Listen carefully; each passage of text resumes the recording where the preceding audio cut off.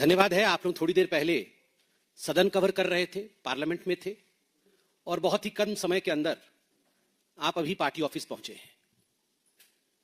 सदन के अंदर चर्चा, सदन के अंदर गहमा गहमी, यह लोकतंत्र का गहना होता है। लोकतंत्र इसी से सजीव रहती है, लोकतंत्र इसी से चलता है।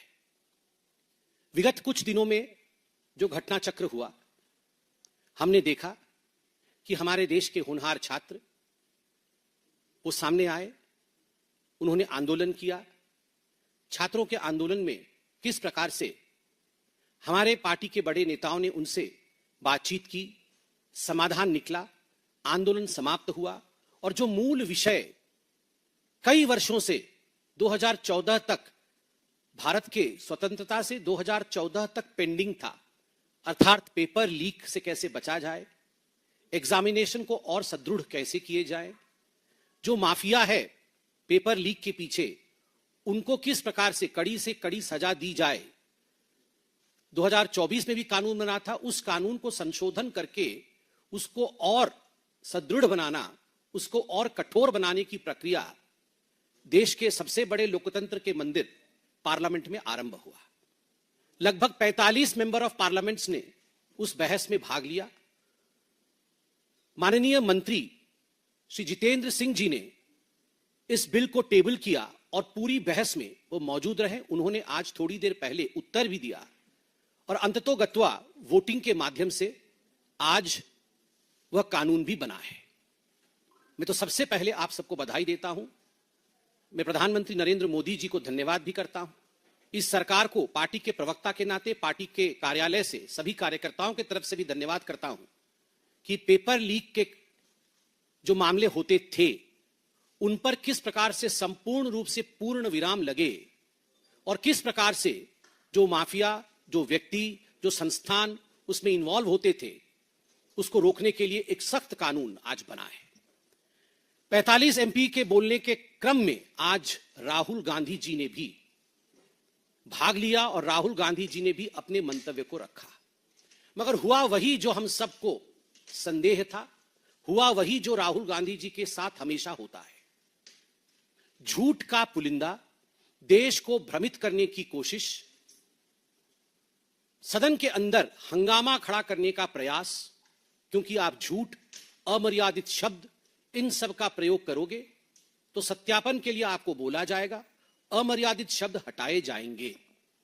तो आज वही हुआ है। राहुल गांधी जी के पास कोई तथ्य नहीं थे।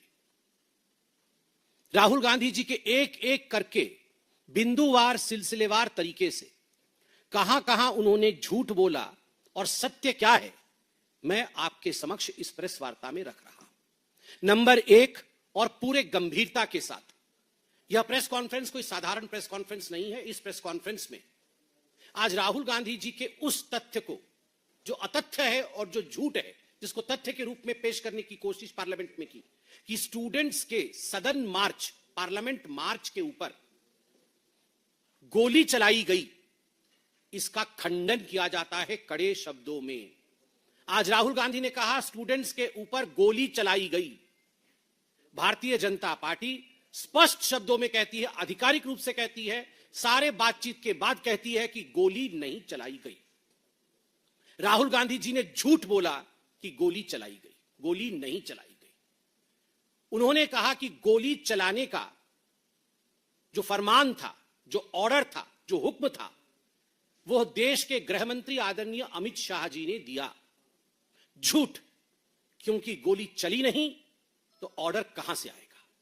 और एक बात मैं स्पष्ट कर दूं यहां पर, क्योंकि सभी को ये तथ्यात्मक बातें शायद मालूम ना हो, मगर जो अपने घरों में बैठकर भी प्रेस कॉन्फ्रेंस सुन रहे हैं वह भी इस तथ्य को जान लें कि जहां भी कहीं मार्च या प्रोटेस्ट होता है, वहां अगर आर्म्ड फोर्सेस या पुलिस होती है, वहां एक मजिस्ट्रेट होता है जो वहां तत्कालीन, उस समय तत्क्षणात निर्णय लेता है, ऑन द स्पॉट निर्णय लेता है कि उस मौके पर लाठीचार्ज होना चाहिए या नहीं, कैसी परिस्थिति है, उस समय पर बल का प्रयोग होना चाहिए या नहीं।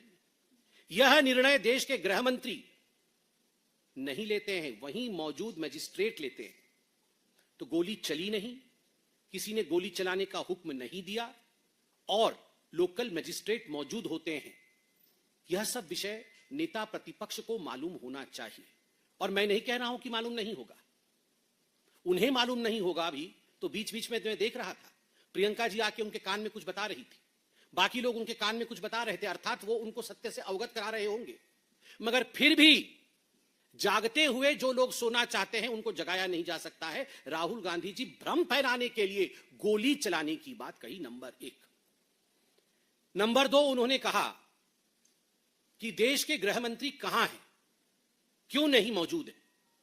राहुल जी, आपकी तरह देश के गृह मंत्री मेरे नेता हैं, आपके भी नेता हैं, आपके भी देश के गृह मंत्री हैं, बड़े सम्मान भाव के साथ उन्हें हिंदुस्तान देखता है। देश के गृह मंत्री आपके तरह चोरी चोरी Chupke Chupke secretly foreign trips पे नहीं जाते हैं। मैं सीना ठोक के कहता हूं, देश का गृह मंत्री आदरणीय अमित शाह कार्यक्रम करते हैं, पब्लिकली पब्लिश्ड कार्यक्रम होते हैं। वो जहां जाते हैं, वो कहां होते हैं, वो क्या कर रहे होते हैं, किस कार्यक्रम में सम्मिलित होते हैं, कि पब्लिकली पब्लिश्ड होता है, सोशल मीडिया में जारी होती है, मीडिया जानती है। वो सदन में ही मौजूद थे जिस समय राहुल गांधी बोल रहे थे, वो सदन में ही मौजूद थे। मगर फिर भी राहुल गांधी ने कहा गृह मंत्री कहा गए। और यह बिल, जो बिल अनफेयर प्रैक्टिसेस का लाया गया था, प्रिवेंशन ऑफ अनफेयर प्रैक्टिस, इस प्रिवेंशन ऑफ अनफेयर प्रैक्टिस के बिल को जिस मंत्री जी ने, माननीय जितेंद्र सिंह जी ने ले किया था टेबल पे, जिस पे जवाब भी माननीय मंत्री जितेंद्र सिंह जी ने दिया, वो सदन के गृह में पूरी तरह से मौजूद थे। जिस समय राहुल गांधी जी कह रहे थे, उस समय भी जितेंद्र सिंह जी वहां मौजूद थे और लिख रहे थे राहुल जी क्या कह रहे हैं, ताकि वो जवाब दे सके। केवल सनसनी बनाने के लिए राहुल गांधी जी ने गृह मंत्री जी का नाम लिया। तीसरा विषय गंभीर है। इतने सारे आप पत्रकार बैठे हैं, मुझसे तो अधिक बहुत ध्यान से और बिंदुवार तरीके से आपने राहुल गांधी जी के भाषण को सुना होगा, क्योंकि आपको रिपोर्टिंग करनी होती है। वहां तो दिन भी था, हम कई बार अच्छे से भी नहीं सुन पाते हैं, मगर आप तो बड़े बहुत ध्यान से सुनते हैं। एक बात मुझे क्लियरली बताइए, राहुल गांधी जी ने आज क्या कहा? 3 कैटेगरी होती है। एक जगह उन्होंने कहा कि 3 कैटेगरी की स्टूडेंट्स होते हैं, एक जगह उन्होंने उसको जनरलाइज कर दिया कि पूरे देश में 3 कैटेगरी के लोग हैं, और एक जगह उन्होंने कहा कि उनको किसी छात्रा ने बताया है कि जंतर मंतर में 3 कैटेगरी के लोग थे। तो कुल मिलाकर के उनके कहने का तात्पर्य था कि या तो स्टूडेंट्स 3 कैटेगरी के होते हैं, या तो देश की जनता 3 कैटेगरी की होती है, या तो जो लोग जंतर मंतर में प्रदर्शन कर रहे थे वो लोग 3 कैटेगरी के थे। एक कैटेगरी है स्टूडेंट्स, दूसरा कैटेगरी है इडियट, और तीसरा कैटेगरी है अंधभक्त। मतलब अगर स्टूडेंट्स के हिसाब से वो बोल रहे थे, बाकी आप लोग समझदार हो, उनके क्लिप्स निकाल लो। मैंने उनके क्लिप्स पूरे देख के 5 मिनट लेट हुआ, विलंब हुआ प्रेस कॉन्फ्रेंस में, क्योंकि मैं क्लिप देख रहा था वो क्या बोल रहे थे। एक जगह उन्होंने स्टूडेंट्स की 3 कैटेगरी बताई है कि एक स्टूडेंट होता है जिसका दिल बड़ा होता है, जिसका दिमाग भी बड़ा होता है और वो सीखना चाहता है। दूसरा कैटेगरी ऑफ स्टूडेंट है वो इडियट होता है, वो एरोगेंट होता है, वो किसी की नहीं सुनता है। और तीसरा कैटेगरी होता है वो अंधभक्त होता है, जो इडियट को भगवान मानता है। मतलब देश के स्टूडेंट का अपमान। अगर स्टूडेंट का 3 कैटेगराइजेशन किया है तो ये देश के स्टूडेंट्स का अपमान है। हम स्पष्ट रूप से कहते हैं, इस देश के सारे स्टूडेंट विद्यार्थी है, अर्थात विद्या की उपार्जना करना चाहते हैं। All the students in this country are patriots, none of the students in this country are idiots और अंधभक्ts। इस देश का कोई भी स्टूडेंट इडियट नहीं है। इस देश का कोई भी स्टूडेंट बिना किसी तथ्य के विश्वास करने वाला अंधभक्त नहीं है, वो अपने कन्विक्शन से आगे बढ़ता है। तो अगर स्टूडेंट को राहुल गांधी जी ने इडियट और अंधभक्त कहा है तो अक्षम्य है। और अगर उन्होंने जंतर मंतर पे आए हुए लोगों को 3 कैटेगरी में विभक्त किया है, उनकी जो छात्रा से बातचीत हुई, उस बातचीत में छात्रा ने उन्हें कहा, एक जगह वो ये भी बता रहे हैं कि 3 कैटेगरी के लोग आए। एक कैटेगरी वहां स्टूडेंट्स के आए, समझ में आता है, जंतर मंतर में स्टूडेंट्स आए थे। दूसरी कैटेगरी जंतर मंतर में आई, वो इडियट्स आए। कौन है वो इडियट? मैं तो देख रहा था कौन कौन आए, मैंने लिस्ट मांगी ऑफिस से कि कौन कौन आए थे, तो किसी ने दिखाया कि दूसरे पार्टी के लोग आए थे, कई पार्टी के लोग आए थे, नेता आए थे वहां पे, कई कुछ मूवी स्टार वगैरह भी आ गए थे। तो ये जो नेता आए थे, मैं उन नेताओं का नाम नहीं ले रहा हूं क्योंकि वो ऑपोजिशन वाले हो सकते हैं, मगर उनके लिए भी ऐसे शब्द का प्रयोग करना ठीक नहीं है। क्या वो जो नेता सब आए थे वो इडियट्स थे? वे इडियट्स और अंधभक्त थे वहां पे। मतलब वहां जो गया था वो लोग या तो मतलब उनके नेतृत्व को, जो सीजेपी के नेतृत्व को मानते थे, वो सब अंधभक्त थे, उनका अपना कोई कॉन्शियसनेस नहीं था, उनके अपना कोई उनकी जिम्मेदारी नहीं थी, वो सब अंधभक्त थे। तो अगर जंतर मंतर के लोगों के लिए भी 3 कैटेगरी कहा गया है कि इडियट, स्टूडेंट्स और अंधभक्त, तो मुझे लगता है जंतर मंतर पे बैठे प्रदर्शनकारियों को भी यह चुभनी चाहिए।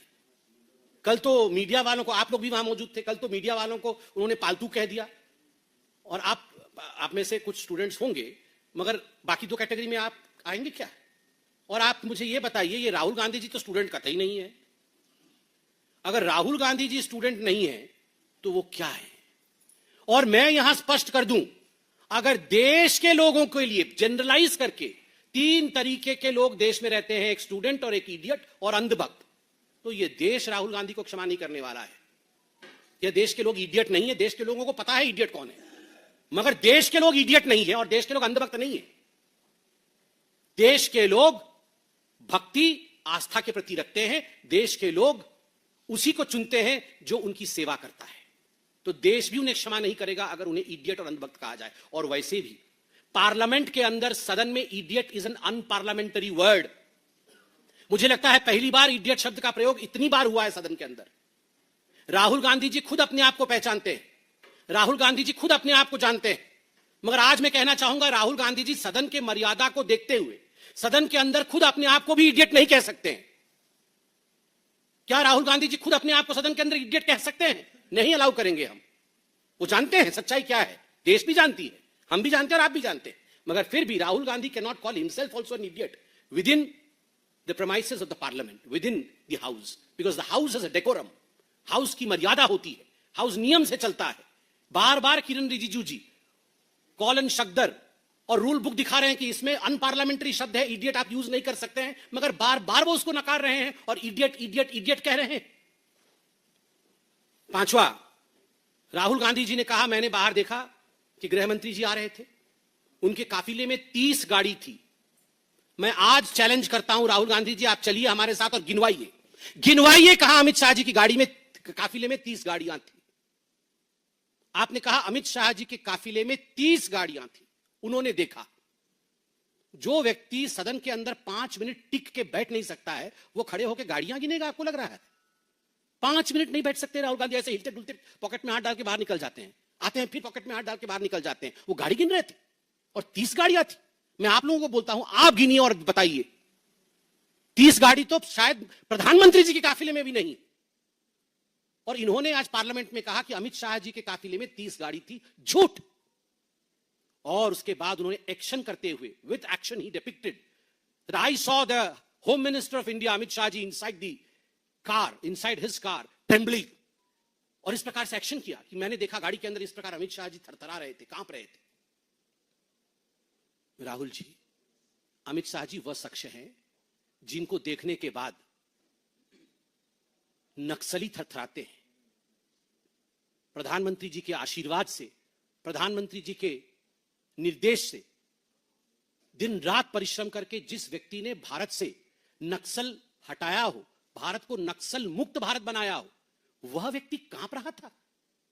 एक एक नक्सली जिसने 100 हत्याएं की थी, चुन चुन करके उनका सफाया किया था अमित शाह जी ने, वह व्यक्ति कांप नहीं सकता। आपने कहा अमित शाह जी कांप रहे थे। जिनके नाम से आतंकवादी कांपते हैं, उनके नाम पे यह कहना कि वो कांप रहे थे, कहीं ना कहीं दर्शाता है कि आप सच्चाई से वाकिफ नहीं है, आप सच्चाई से बहुत दूर है और केवल देश को भ्रमित करने के लिए इस प्रकार की बातें कह रहे हैं। राहुल जी, एक बात आज आप कान खोल के सुन लीजिए। विगत 75 वर्षों में, जब से भारत आजाद हुआ, बीच में हमारी सरकार भी रही, उस कालखंड को अगर छोड़ दिया जाए, जितने कालखंड में कांग्रेस की और कांग्रेस समर्थित सरकार केंद्र में रही, जेन जी की चिंता हुई। जेन जी मतलब जनरेशन गांधी। किस प्रकार से गांधी डायनास्टी की जनरेशन को आगे बढ़ाया जाए, केवल उसी की चिंता हुई, कोई जेन जी की चिंता नहीं हुई। आंध्र प्रदेश, तेलंगाना में जब आंदोलन चले थे, कितने सैकड़ों छात्रों को आपने गोली से उड़ा दिया था, गोली करके मार दिया था। जम्मू कश्मीर में किस प्रकार से आप गोली चलाते थे, किस प्रकार से बाकीरा असम में, असम स्टूडेंट यूनियन के ऊपर किस प्रकार से आपने गोली चलाई थी और 800 से अधिक स्टूडेंट्स की बर्बरतापूर्वक हत्या की थी। तो उस समय जेन जी, केवल जनरेशन ऑफ गांधी कैसे प्रधानमंत्री बनते रहे उसकी चिंता होती थी। अब जेन जी के बारे में चिंता होती है, देश के भविष्य के बारे में चिंता होती है। आज तो मुझे बड़ा आश्चर्य लग रहा था। मैं बैठा था सामने, मेरा माइक बंद कर दिया, मेरा माइक बंद कर दिया, मेरा माइक बंद कर दिया। अरे लाल बत्ती जल रही है, माइक कहां से बंद कर दिया भाई? लाल बत्ती जल रही थी। लाल बत्ती का जलने का अर्थ होता है कि माइक ऑन है। माइक बंद कर, मेरा माइक बंद कर दिया। अरे कैसे माइक बंद कर दिया भाई तुम्हारा? देखो तो सही। और उसके बाद खुद ही बंद करके बोल रहा है मेरा माइक बंद हो गया, मेरा माइक बंद हो गया। जेब में हमेशा क्यों हाथ डाले रखते हैं पता है आपको? दोनों जेब में विक्टिम कार्ड रखा हुआ है। विक्टिम कार्ड निकालेंगे तुरंत, देखो माइक बंद कर दिया, बोलने नहीं दिया, माइक बंद कर दिया। अरे पूरी, आपको क्लिप चलाना, आज पूरी दुनिया देख रही है माइक ऑन है। बिना आदत नहीं है नीचे देखने की ना, ऐसे देखते हैं ऊपर। वो फोटो भी किसी ने ठीक ट्वीट किया था, कहीं विदेश गए थे, ऊपर ही देखते रहते हैं, नीचे देख ही नहीं रही लाल बत्ती जल रही है। ये लाल बत्ती देखने के लिए यहां भी बत्ती जलनी चाहिए। जब यहां की बत्ती नहीं जलती है तो यहां की बत्ती दिखती नहीं है, तो दिखी नहीं उनको। माइक बंद कर दिया, माइक बंद कर दिया। एक बहुत गंभीर विषय है, इसको मैं बहुत संजीदगी के साथ आपके सामने रखना चाहता हूं और मैं आशा करता हूं इसको तमाम मीडिया चैनल संजीदगी के साथ आगे बढ़ाएं। बहुत सारे वक्ताओं ने, खास करके कांग्रेस पार्टी के नेताओं ने आज और कल अपने भाषण में कहा कि जो आर्म्ड फोर्सेस थी उन्होंने लड़कियों के कपड़े फाड़े। ये नहीं है, असत्य है। ये आर्म्ड फोर्सेस है, सीएपीएफ है, ये हमारी देश की सीमाओं की सुरक्षा करती है। ये मां भारती के आंचल को बचाती है। आज सीएपीएफ है इसलिए मां भारती का आंचल सुरक्षित है, वरना मां भारती के आंचल को फाड़ने के लिए तो हमारे पड़ोसी पाकिस्तान और न जाने कितने देशद्रोही ताकतें लगी हुई है। मगर सलाम है इन आर्म्ड फोर्सेस को कि उन्होंने मां भारती पर आंच नहीं आनी थी। और आज जब सदन में खड़े होकर इसी आर्म्ड फोर्सेस पे आप कहते हैं कि इन्होंने लड़कियों के कपड़े फाड़े, और जिस प्रकार के उन्होंने एक्शन करके दिखाया, कपड़े फाड़े, ये दिल को बहुत सदमा देता है। मैं सबसे हाथ जोड़ के निवेदन करता हूं कि इस प्रकार के नरेटिव को, जिससे कि हमारे देश के आर्म्ड फोर्सेस के मनोबल में गिरावट आती हो। मुझे याद है कांग्रेस पार्टी के कुछ बड़े बड़े नेताओं ने, जो अभी कांग्रेस में हैं, कांग्रेस में पहले नहीं थे, बाद में कांग्रेस ने उन्हें लिया, उन्होंने बयान दिया था कि जम्मू कश्मीर और नॉर्थ ईस्ट में आर्म्ड फोर्सेस के लोग महिलाओं का रेप करते हैं। नहीं करते हैं। और इस प्रकार से सदन में कहना कि वो लड़कियों के कपड़े फाड़ रहे थे, ये एक बहुत खराब विषय है। इसको आप लोग प्लीज ठीक से दिखाइए ताकि आर्म्ड फोर्सेस के लिए, उनके मोराल के लिए सही हो। कुछ लोगों ने भाषण में कहा कि बांग्लादेश और नेपाल वाली स्थिति बनने वाली थी हिंदुस्तान। यही चाहते हैं राहुल गांधी और कांग्रेस पार्टी। वो जानते हैं कि उन्हें सत्ता वोट से नहीं मिलने वाली है। वो जानते हैं कि 7 LKM पहुंचने के लिए, वो जानते हैं कि प्रधानमंत्री बनने के लिए, वो जानते हैं कि मुख्य सेवक, हम मुख्य सेवक कहते हैं मगर वो उसे अपना जागीर कहते हैं। अपने जागीर को वापस पाने के लिए इलेक्शन लड़ना होता है और संख्या जुटानी होती है। यह संख्या जुट नहीं सकती है। इसीलिए एक ही तरीका है, अराजकता फैलाओ और अराजकता को हवा दो। और जहां अराजकता नहीं हो रही है, सारी बातचीत हो गई, सीजेपी ने प्रोटेस्ट वापस ले लिया, सब कुछ ठीक है, उसके बाद भी भ्रम फैलाओ ताकि जो विषय ठीक हो रहा हो उसे ठीक नहीं होने दो। फिर से भ्रम फैलाओ ताकि लोग सड़कों पर उतरे, माहौल बिगड़े, गोली चली, इस प्रकार से बोलो, माहौल बिगड़े और उस बिगड़े माहौल में आप राजनीतिक फायदा उठाओ। केवल और केवल यही ध्येय राहुल गांधी का है। और इसलिए आज राहुल गांधी जी ने जो भी कहा वो सारी बातें मिथ्या थी, झूठ थी। उन्हें बोलने का पूरा मौका माननीय स्पीकर जी ने दिया, क्योंकि हम सब सदन में मौजूद थे और बार बार स्पीकर साहब ने पूछा आप बोलना चाहते हैं। Rahul Gandhi was reluctant to stand and talk. वो खड़े होकर बोलने के लिए तैयार नहीं थे, शायद प्रिपेयर्ड नहीं थे, और इस कारण से उन्होंने अपना भाषण नहीं दिया। कोई प्रश्न हो तो अवश्य पूछिए।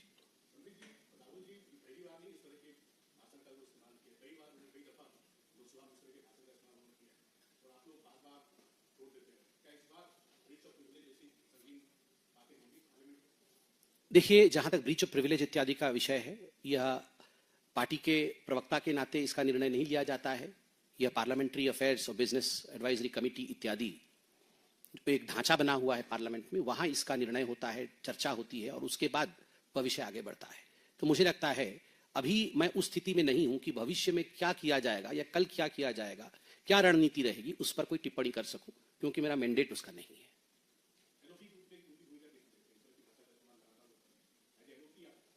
देखिए, आप एक महत्वपूर्ण बात ध्यान से आप देख रहे होंगे, कांग्रेस पार्टी के कितने सदस्यों ने बोला, क्या ट्रेजरी बेंच ने किसी के साथ भी इस प्रकार का बर्ताव किया? क्या हमने उन्हें बोलने से रोका? आदरणीय प्रियंका वाड्रा जी ने भी कल अपना भाषण रखा, क्या भारतीय जनता पार्टी ने कोई हो हंगामा किया? नहीं किया। हमें आपत्ति थी, प्रियंका वाड्रा जी के भी कुछ कमेंट से हमें आपत्ति थी, जैसे कि प्रियंका वाड्रा जी ने कहा था, वो एक फैक्ट नहीं था, उन्होंने कहा कि आरएमएल में एक छात्रा के पास में गई थी, उनकी मां से बात हुई, उस छात्रा को पुलिस ने बहुत बर्बरता से मारा था और वो आईसीयू में एडमिट थी।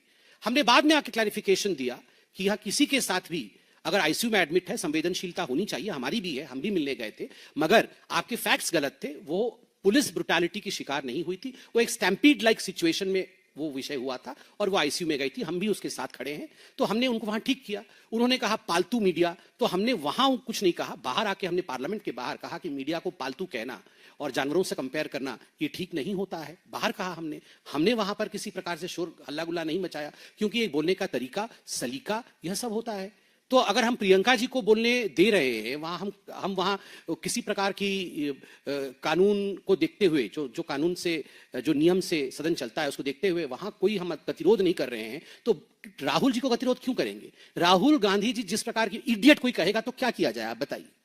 अगर देश की जनता को, देश के स्टूडेंट को, और वैसे भी अलाउड ही नहीं है इडियट कहना पार्लियामेंट के अंदर, बार बार इडियट कह रहे हैं, और जब वो जान भी गए कि इडियट नहीं कहना चाहिए तब भी कह रहे हैं नाउ आई विल नॉट से इडियट, तो उसको क्या कहा जाए?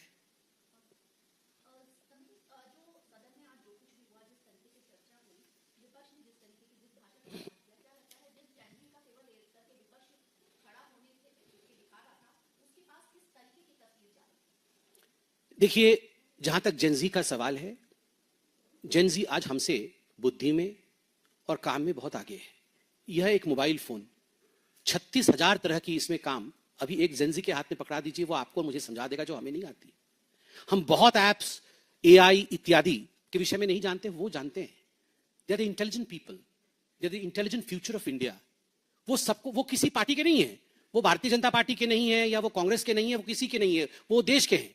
जो देश के हित के लिए काम करेगा वो उसके साथ खड़े होंगे। आज जेनजी का मुद्दा पेपर लीक और कैसे एक ऐसा कानून आए जिससे पेपर लीक ना हो, वह मुद्दा था। वो चाहते थे और वह बातचीत भी हुई सीजेपी के साथ कि पार्लियामेंट में इस पे चर्चा होगी, इस पे बहस होगी। जब पार्लियामेंट में इस पे चर्चा और बहस हुई, आज जेनजी भी देख रही होगी कि किन सांसदों ने, किस पार्टी के सांसदों ने वाकई सिलसिलेवार, बिंदुवार तरीके से मुद्दे पर अर्थात कानून पे चर्चा की, प्रावधानों पे चर्चा की, कितनी सजा बढ़ाई जाएगी, कौन 10 करोड़ फाइन देगा, ऑर्गेनाइज्ड माफिया का क्या होगा, ऑफिसर्स का क्या होगा, इस प्रकार की चर्चाएं किसने की और किसने झूठी बातें कही, ये सब जेनजी ने देखा होगा। And I am sure Gen Z is not going to stand with the ones who falsify and who lie through their teeth. जो झूठ बोलते हैं उसके साथ जेनजी हो या कोई भी जनरेशन हो, वो नहीं खड़ा होता है। सत्य के साथ हमेशा जेनजी खड़ी होगी।